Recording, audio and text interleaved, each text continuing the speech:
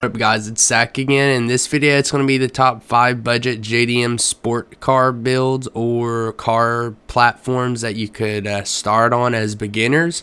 Hopefully you like it, enjoy it, and peace out.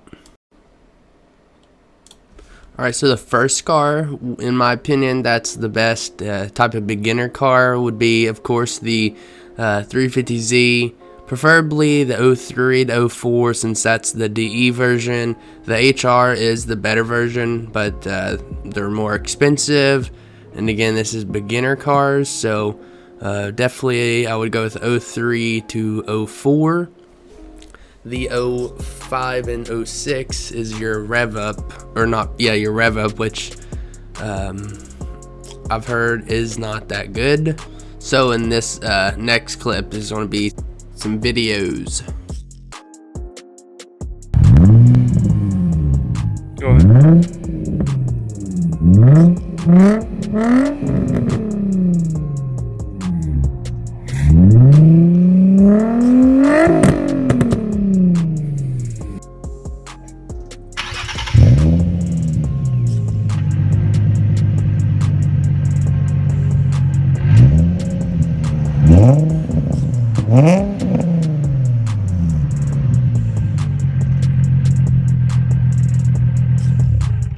Alright, so the second car is, of course, your Mazda Miata. They're very cheap, affordable, can be found everywhere, and they're like parts-wise pretty cheap. So if you break something, something breaks. Easy to fix, easy to mod, easy to maintain. That's again why it's one of the more popular cars that you see people get. They're pretty nice. The only thing that's not the greatest is they are really small, so they're not too practical. But again, beginner, usually you're young and you really don't need practical things for a car. You just kind of want to have fun. You have a seat for a friend or a girlfriend, whichever you prefer. But pretty solid car all around. Cheap on gas, cheap on insurance. They're just really affordable and nice. Lots of mods, so definitely the Miata would be the second car. Probably 90s model would be the best. Again, beginner's car, cheaper. If you want one of the nicer ones, definitely a little bit more than your probably $3 to $4 grand on Craigslist. So definitely 90s model. It's a pretty solid car though. Alright, so the third car would be the poor man's M3. Nah, just kidding. 330 Ci looks like an M3, just doesn't have the same price tag as an M3. My first car was a 330i, the 4-door one. It was great. The only thing that's not that great on BMWs is maintenance cost. So this one's kind of iffy for a beginner's car, but if you get one that's taken care of, pretty solid car. I love mine. The only reason I sold it is because I got the G8. I wish I kept the BMW because it drove literally like you was on a cloud. Perfect driving car. It had a lot of mod worthy things you could do to it. And again, it's just a timeless German engineered car.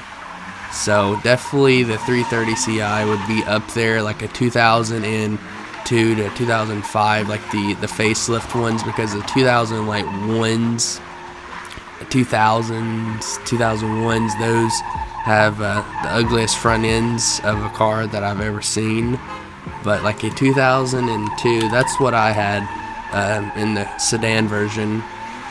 It was great. The facelift version, pretty solid. And again, with these cars, the horsepower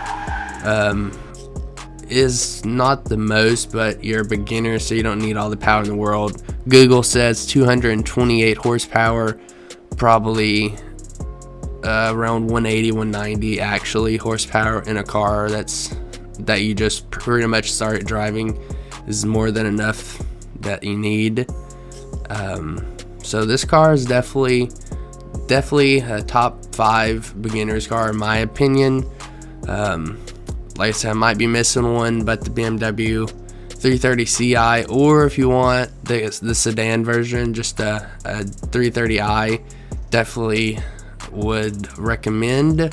Again, just make sure if you do get one of these that the miles is not that much, and there's some record or paperwork of recent oil changes, repairs, things of that nature, because you definitely don't want to get a BMW then have maintenance issues, because you could probably buy an M3 by the time you get the things fixed on one of these cars. But you could find them all day for $2 to $5 grand, pretty solid condition. Definitely a top 3 or a top 5. Alright, so the next car, a G35 Sedan.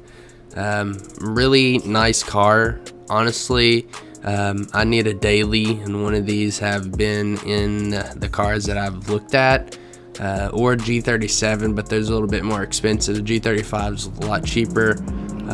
Basically a 350Z 4-door, closest thing you get to a 350Z 4-door. And with it being a 4-door, insurance will be cheaper, so that's one of the reasons why this would be one of my top 5 beginner type enthusiast cars to start modding with, because they have crazy amount of parts. You can do a lot of things, a lot of engine things. They sound really good if you do the right mods to them.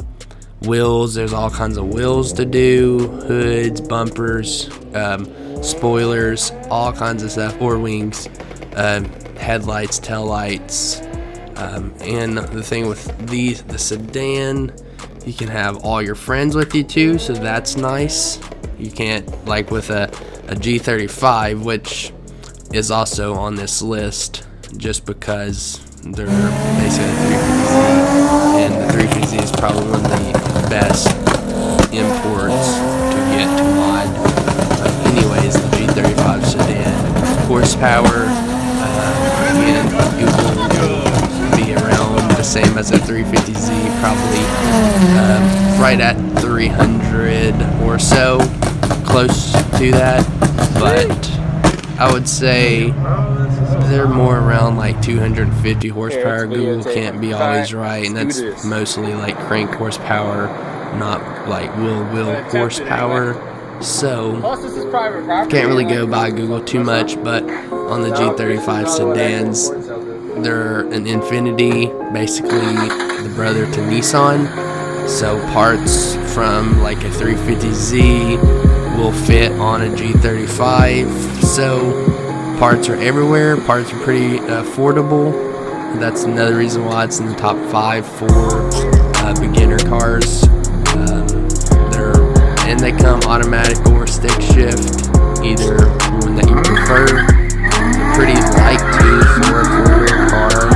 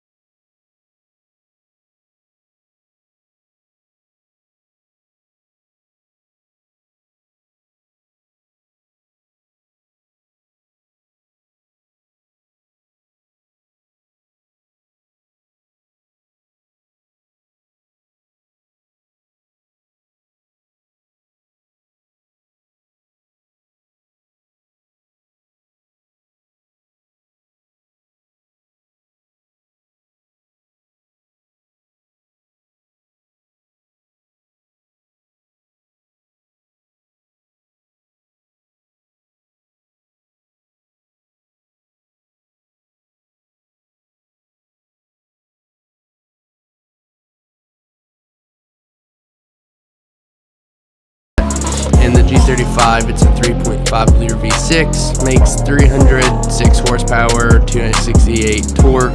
There's your Google numbers. Realistically, probably minus 20 and 30 on both of those, so like mid 280 or about 280 horsepower, probably 240 torque, probably what you're looking at. They do come in manual and automatic, so if you prefer an auto, you have an auto. If you want a manual to impress all the high school boys, just kidding, but definitely could have more fun with the manual, though, that's for sure.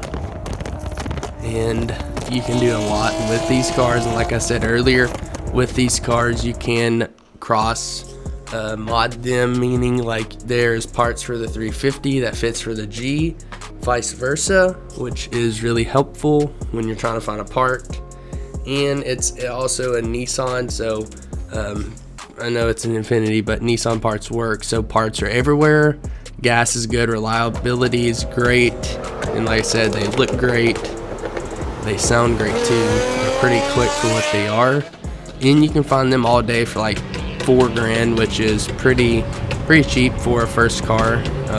As long as you get one low miles. If you want, you can get one high miles. It's an Infiniti or Nissan, so it'll last forever as long as you take good care of it.